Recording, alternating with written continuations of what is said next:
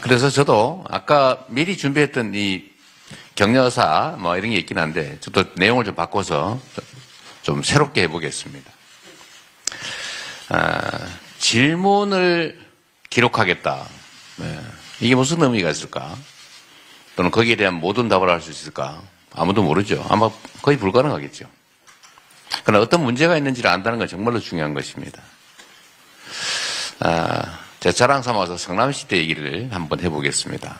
저는 대한민국도 이렇게 만들고 싶은 꿈이 있는데 가능할지는 모르겠어요. 제가 성남시에 있을 때 꽤 인기가 많았습니다. 그래서 성남 시민들이 친구들이나 누구 보고 성남시로 이사 와라 이렇게 약을 올리기도 했죠. 그게 지금 제가 오늘의 이 자리에 있는 원동력이 됐습니다. 그래서 어떤 사람들이 이렇게 생각합니다. 이재명은 왜 성남시에서 그렇게 인기가 있었지? 아마 퍼주기를 많이 해서 그럴 거야. 이렇게 생각하는 사람이 많아요. 그런데 전혀 사실이 아닙니다. 제가 당시에 했던 정책이라고 소위 퍼주기라고 하는 게 겨우 청년배당, 교복, 그 다음에 산후조리비, 그 다음에 여성생리대, 이런 정도라. 그거 다 합쳐봐야 200억도 안 됩니다. 성남시 예산이 약 3조 원쯤 되는데, 그 200억 가지고 생색내서 인기가 생겼겠습니까?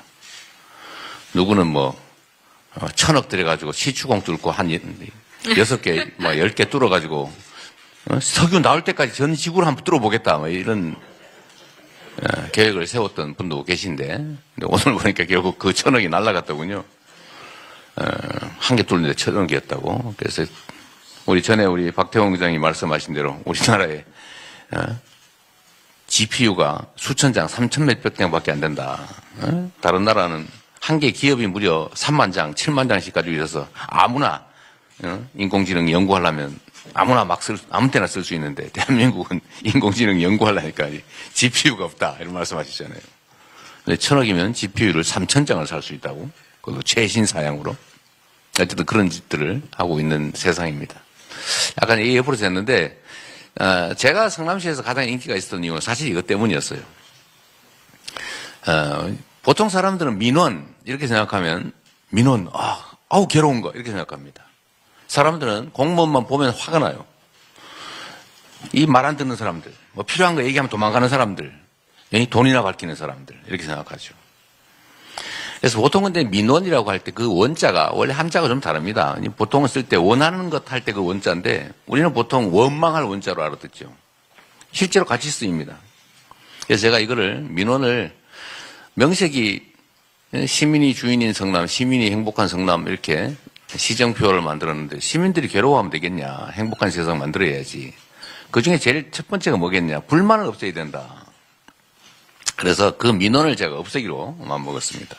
어떻게 했냐면 원래 시장은 매년 연초에 연두 순시를 동별로 다닙니다. 근데 종전에는 무슨 회장 이런 분들 다 모아서 한 50명 모여서 이렇게 우아하게 커피 마시면서 덕담하고 네 새해 복 많이 받으시고 우리 함께 잘해봅시다 이러고 끝나는 거예요.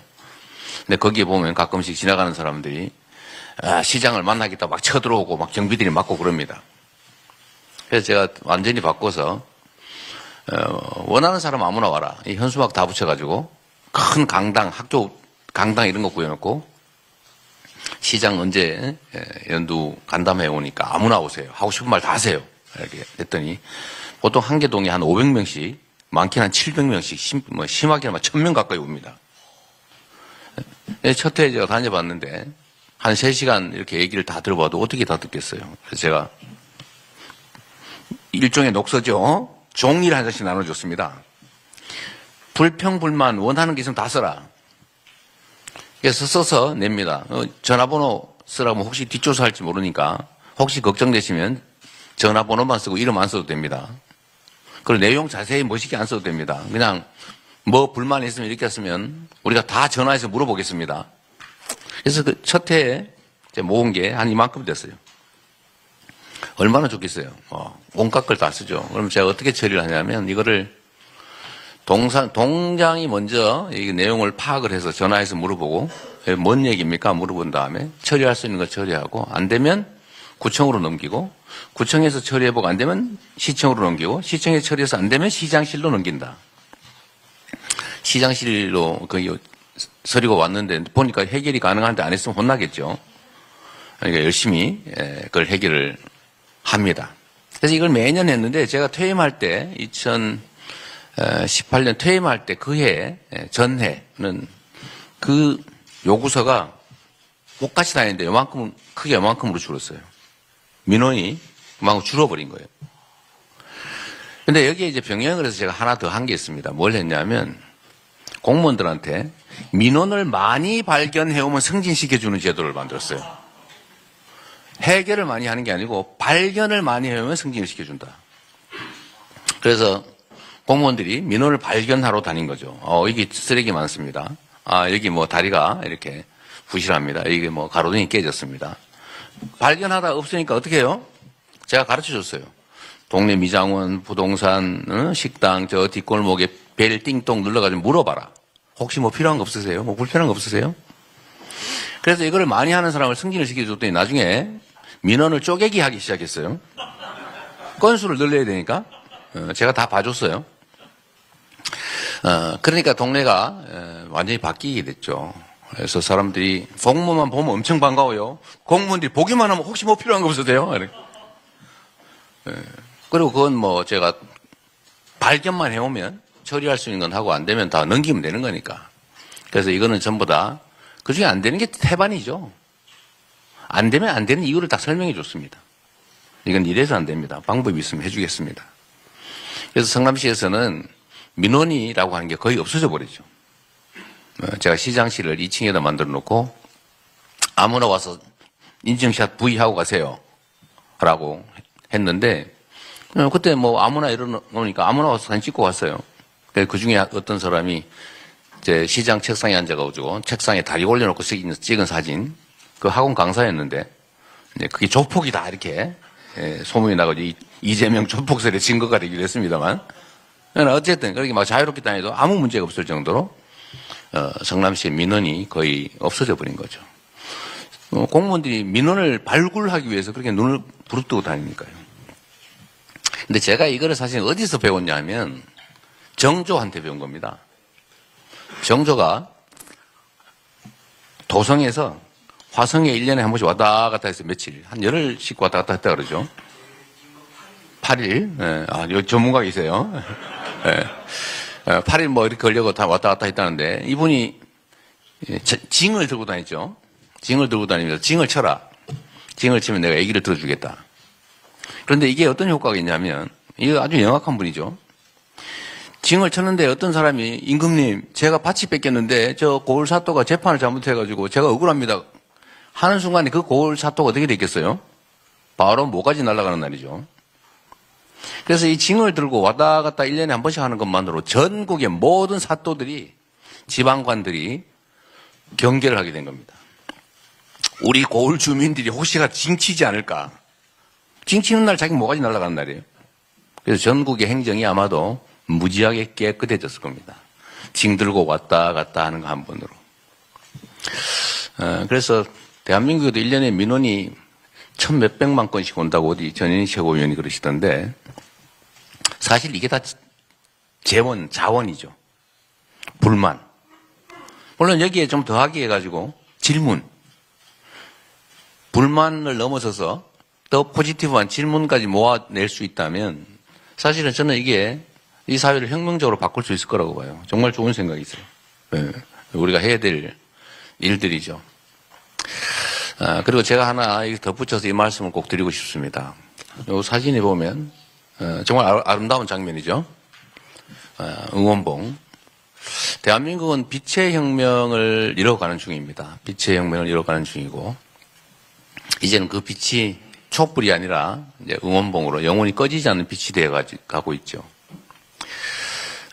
대한민국이 위기에 처할 때마다 이 나라가 위기에 처할 때마다 언제나 힘없는 다수의 백성들이 나서서 또 국민들이 나서서 그 위기를 극복했습니다. 위기를 만든 건 언제나 이 사회의 기득권자들이었죠. 그런데 지난 제가 빛의 혁명 때 탄핵 의결이 되는 날 제가 단상에서 우리 이 응원봉을 드신 분들 그분들한테 제가 말씀드린 게 하나 있습니다. 그것도 그날 갑자기 생각나서 드린 말씀이었는데 사실 똑같은 문제의식을 저도 느끼고 있어요. 지난 12월 3일 날 계엄을 선포하기 그 이전 이 나라가 정말로 아무것도 하는 것 없이 희망은 사라지고 정말로 어둠으로 가득한 그 상황에서도 왜 우리 민주당에서 일주일에 한 번씩 광화문 근처에 나가서 집회도 하고 이렇게 해도 왜 이게 확산되지 않을까? 그래서 모든 사람들이 그렇게 표현했죠. 젖은 장작 같다. 분명히 불이 붙어야 되는데 이게 무슨 비 맞은 정작처럼 불이 붙지 않는다. 뭔가 이 윤석열 정권의 문제가 심각한데 국민을 주체로 주권자로 인정하지도 않고 나라의 미래는 없고 이때까지 우리가 수십 년간 쌓아왔던 온갖 성취들을 다 망가뜨리고 있는데 왜 우리 국민들은 나서지 않을까? 우리 민주당이나 정치 자체에서 해결을 할 수는 없는 상황이 점점 다가오는데 그때 모두가 생각했죠. 이유는 딱 한 가지다. 우리 국민들이 나서서 싸워서 권력을 끌어내리면 그 다음에 당신들 민주당은 과연 이 나라 미래를 우리가 만족할 정도로 희망스럽게 끌어갈 수 있을까? 그 의심을 한다는 거예요. 누구 좋으라고 심지어 이런 얘기를 한다는 겁니다. 근데 그건 왜 그럴까? 민주당에서 약간의 희망이 없는 것도 아니지만 경험 때문이죠. 지난 촛불혁명 때 우리 국민들이 정말 그 한겨울에 아이들 손잡고 힘겹게 싸워서 박근혜 정권을 끌어내렸는데 결과가 뭐냐? 그 후에 나의 삶은 뭐가 바뀌었냐? 이 사회는 얼마나 변했나? 그 생각을 한다는 거예요. 뭐 좋아진 게 없다. 당신들 자리만 차지했지 뭐. 자리를 차지한 사람들이 색깔만 바뀌었지 세상은 바뀌지 않았고 내 삶도 바뀌지 않았다. 라고 생각한다고 하더라고요. 그래서 제가 그날 탄핵 의결이 되는 날 이 점을 사과드렸지 않습니까? 죄송합니다. 물론 우리도 노력해야 되겠죠. 근데 그게 말로만 되겠냐. 그럼 방법이 뭐냐? 앞으로는 어떻게 할 거냐? 다시 그냥 담당자의 색깔만 바꾸고 세상은 변하지 않고 또 이 나라의 미래도 바뀌지 않은 상태로 방치할 것이냐 그런 것도 아니겠습니까? 그러지 않게 하려고 노력하지요. 근데 잘 안 돼요.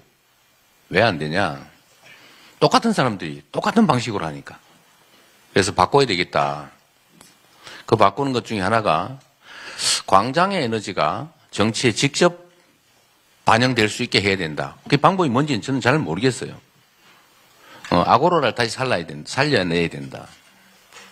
국민이 직접 지배하는 나라로 최대한 바꿔야 한다. 직접 민주주의가 작동될 수 있어야 된다. 국민의 집단지성이 정치를 실제로 만들어갈 수 있어야 된다. 그럼 구체적 방법이 뭐냐? 지금부터 해야 되겠죠. 그 중에 하나가 저는 이 녹서 작업이라고 생각해요. 국민들이 말할 수 있게. 최소한 의문은 제기할 수 있게.